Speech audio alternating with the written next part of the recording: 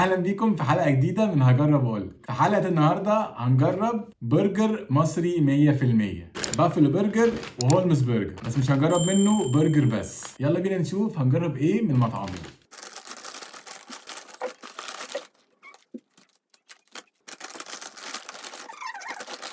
اول حاجه هنقارنها مع بعض الفرايز بتاعتهم، وكل مطعم عامل الفرايز بتاعته بطريقه كده مختلفه وحلوه. اول حاجه بافل برجر عنده كذا نوع من البطاطس، بس انا قلت اجرب اللي بالتشيز علشان هولمز كمان عنده بالتشيز. فالبافل برجر عامل فرايز عليها تشيز كده، وبيجي معاها صوص 1000 ايلاند. اما هولمز برجر عامل بطاطس عاديه خالص، وبيجي معاها هالبينو وتشيز وتشيلي صوص. ودي حركه حلوه بصراحه من هولمز، لما انا طلبت منه علشان دليفري وكده مش في المطعم. طبعا لو حطينا عليها الجبنه وكده فهتجلد شويه، قلت له يحط اي صوص بيحطه على البطاطس في علبه لوحده، وهو وافق مفيش مشكله. جربت اعمل كده مع بافل برجر، قال لي تمام بس كميه الصوص هتبقى اقل، فمش عارف ليه كميه الصوص هتبقى اقل، فقلت له خلاص طلعها كده. فتعالوا ندوق بقى الطعم، بس هنحط الاول المكونات بتاعت البطاطس عليها. فادي اول حاجه، ده شكله، وهنحط عليه ساوزن ايلاند العادي بتاع بافلو، فهنحطه كده.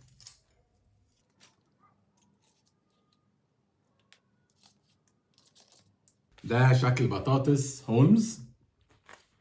طبعا باين ان البطاطسايه فيها بهارات وجميله.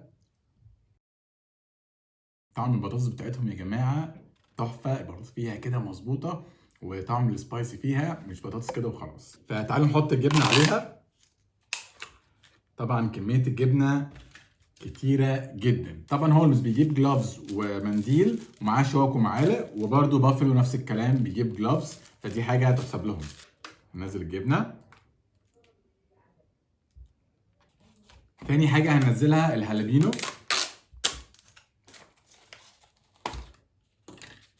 هنرش كده الهالبينو. تالت حاجة هنرشها التشيلي صوص. ده الصوص التشيلي صوص، وده شكلها. يلا بينا ندوق الاتنين ونقول لكم انهي احسن فيهم. خلينا ندوق واحدة كده فيها بطاطس وجبنة وصوص ساون ايلاند. ده شكلها. طبعا الجبنة جلدت شوية، بس بطاطس البافل برجر من غير اي صوص هي فيها بهارات كده وطعمها حلو جدا. يلا بينا ندوق. زي ما قلت لكم طعم البطاطس لوحدها فيها كده بهارات وطعمها حلو قوي، ولما تحط عليها بقى الجبنه وساوزن ايلاند فالميكس مع بعضه تحفه حلو قوي. بس المشكله طبعا الجبنه جلدت، فمعلش يا بافلو انت ما عملتش زي هولمز. يلا ندوق بتاع هولمز، متحمست بصراحه اكتر. ناخد واحده كده فيها بطاطس وجبنه وتشيلي صوص وهالبينو. بصوا يا جماعه شكلها. طعم البهارات في البطاطس اعلى شويه، وطعم الجبنه مع التشيلي صوص مع الهالبينو مديه بصراحه طعمه حلو جدا، موديه في حته تاني خالص. فعني بطاطس عجبتني اكتر بصراحه، بطاطس هولمز عجبتني اكتر. ده مش معناه ان بافلو وحشه، بس هولمز طعمها احلى. تاني حاجه هنجربها مع بعض التشيز برجر بتاع هولمز والتشيز برجر بتاع بافلو. قبل ما ابتدي هقول لكم في عرض في بافلو، فلازم اقول لكم عليه. بافلو برجر عامل اوفر ب 90 جنيه. التشيز برجر اللي هنشوفه كمان شويه معاه الفرايز دي، هي صغيره مش كبيره، ومعاه بيك كولا، لان هو وقف كل اي حاجه كوكا كولا عنده وابتدى يشتغل بالبيك كولا. طبعا مش هندوق بيك كولا علشان احنا عملنا ليها فيديو مخصوص، لو ما شفتوش هحطه لك في الايفو وتروح تشوفه.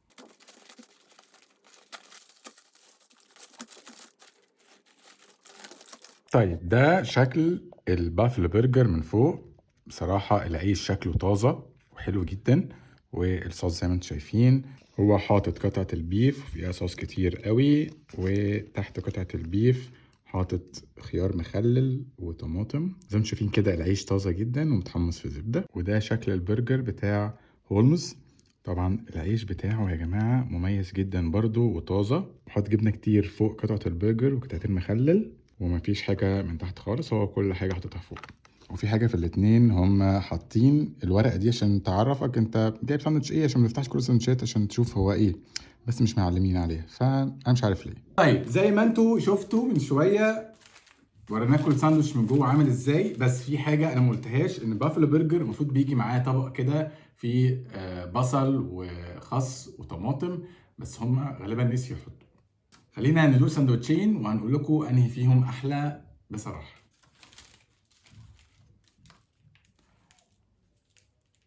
اول واحد هندوقه البافلو برجر.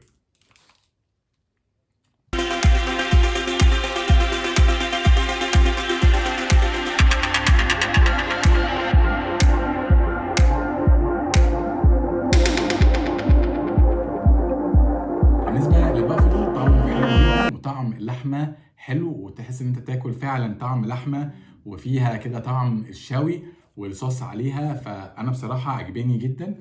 وكمان سعره مش غالي، هو ب 90 جنيه. يعني ماكدونالدز لو رحت جبت تشيز برجر او بيج ماك هتلاقيه بتدفع اكتر من كده، فانا بالنسبه لي بصراحه طعمه احلى بكتير. تاني واحد هولمز. طيب هولمز التشيز برجر بتاعه بصراحة في حتة تانية، التشيز برجر بتاعه يعني خيال. انا بحبه جدا وبطلب على طول منه التشيز برجر ده، علشان انا بحب طعمه، فيه كده طعم مميز زي السر كده، الخلطة بتاعهم طعمه بصراحة حلو قوي. ودايما العيش طازة، وبصراحة بافلو النهارده العيش طازة. انا مش عارف ادي لمين ان هو احسن، بس لو هتسألني انت هتروح لمين تاني او هتحب مين اكتر، فاقول لك انا هروح مع هولمز. بصراحه الاتنين حلوين، بس انا هروح مع هولمز اكتر. اخر حاجه هنجربها مع بعض الابيتايزر بتاع كل مطعم، فانا اخترت واحد من كل مطعم عشان اجربه معاكم. اول حاجه بافلو برجر، جبت منه حاجه اسمها اونيون تشيز بومب، وهما اتنين بس. هي عباره عن بصل بس جواها جبنه، وبيجي معاها صوص رانش. وهولمز جبنا منه حالبينو ستيكس، جايب 4 ومعاها برضو صوص رانش. هحط لكم الاسعار بتاعت كل حاجه وانا بتكلم عليها. تعالوا نجرب اول واحده وهي التشيز بومب، ونفتح الصوص الرانش بتاعها عشان ناخد التجربه كامله. فتعالوا نفتحها عشان نشوف فيها تشيز بومب فعلا ولا اي كلام.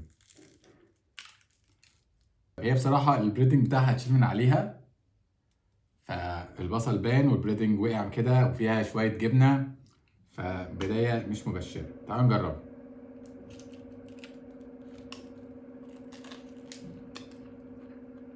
طيب بصراحه طعمها بصل، بياكل بصل ومعاه شويه جبنه، والبريدنج بتاعها طعمه مش حلو قوي، يعني ملوش طعم كده، تحس انك بتاكل حاجه فيها ذره، فبصراحه مش عجباني. وكمان اتنين بس وسعرها حوالي تقريبا 60 جنيه، فلا مش عجباني وما اجيبهاش تاني. تاني حاجه الهالبينو تشيز، ودي جواها مش موتزاريلا، جواها ريد تشيز، فده شكلها من جوه. برضو بيجي معاها صوص رانش، فتعالوا نجرب تجربه كامله.